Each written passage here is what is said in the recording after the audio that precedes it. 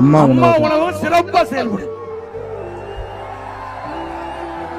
இப்ப வேண்டுமென்றே திட்டமிட்டு அம்மா உணவகத்தை மூடுவதற்கு இந்த அரசு திட்டமிட்டது.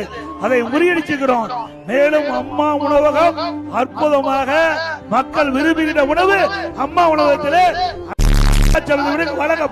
என்னடா அம்மா உணவகத்தை பத்தி ஒரு வயசு பையன் பேசாதானே யோசிக்கிறீங்க? அதுல ஆச்சரியப்படுறதுக்கு ஒண்ணுமே கிடையாது.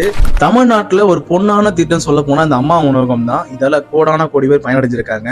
சொல்ல போனா அந்த 10 வருஷத்துல நிறைய பேர் பட்னி பசி இல்லாம வாழ்ந்திருக்காங்க சொல்லலாம்.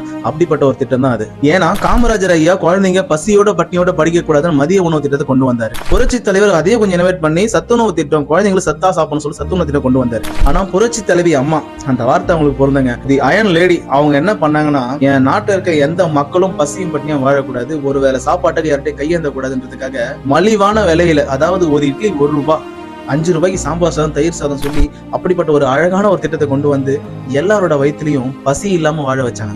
இதை பத்தி நான் ஏன் பேசுறேன்னா, அந்த திட்டத்துல பயனடைஞ்சவன் நானும் ஒருத்தம் தான். சொல்லும் போதே பாருங்க எனக்கு கூஸ்பம்ஸ் ஆகுது. ஏன்னா ஒரு சிச்சுவேஷன்ல எனக்கு சென்னையில வீடு இல்லாம சாப்பாட்டு கஷ்டப்பட்டு திரும்பி ஊருக்கு போக முடியாது. அப்படி கஷ்டப்படும் போது கையில இருக்கிற காசை வச்சு வாழ்க்கையை ஓட்டு நினைக்கும் போது இந்த அம்மா உணவகம் மட்டும் ஒன்று எல்லாம் போயிருந்தா நான் என்னைக்குள்ள செத்து போயிருப்பேன். ஏன்னா அந்த அம்மா உணவகத்துல 2 வேலையும் வயிறார சாப்பிடுவேன், நைட்டு ஒரு வேலையை விட்டுருவேன். ஸோ இப்படிதான் வாழ்ந்தேன். ஸோ அப்படின்னும் போது இப்படிப்பட்ட ஒரு திட்டத்தை அன்னைக்கு அந்த நேரத்துல அம்மா கொடுக்கலன்னா யோசிச்சு பாருங்க, என் நிலைமையும் சரி, என்ன போல எத்தனை பேர் அப்போ அதே நிலைமையில இன்னைக்கு எத்தனை பேர் இருப்பாங்க, சாப்பாட்டுக்கு எவ்வளவு கஷ்டப்படுவாங்கன்னு யோசிச்சு பார்த்தேன். உண்மையா அதை பத்தி நம்ம பேசணும்னு தோணுச்சு. அதுக்காக தான் அந்த வீடியோ. இது எந்த பார்ட்டியும் சப்போர்ட் பண்ணி கிடையாது. மக்கள் பயன்பெறணும். ஏன்னா நான் அந்த டைம்ல பயன்பெற்றதால என்னால இங்க ஸ்டே பண்ண முடிஞ்சது, ஊருக்கு திரும்பி போல. அப்ப இன்னைக்கு எவ்வளவு பேர் சாதிக்கணும், கஷ்டப்பட்டு படிக்கணும், வேலை செய்யணும் சொல்லிட்டு வராங்க. அப்படிப்பட்டவங்களுக்கு வந்து அப்படிப்பட்ட ஒரு திட்டம் இருந்துச்சுன்னா எவ்வளவு பயனுள்ளதா இருக்கும், எவ்வளவு சேவிங்ஸ் பண்ணுவாங்க, அது மூலமா காலேஜ் ஃபீஸ் கட்டுவாங்க, அவங்க கல்யாணத்துக்கு நகை சேர்ப்பாங்க, எவ்வளவு பண்ணலாங்க.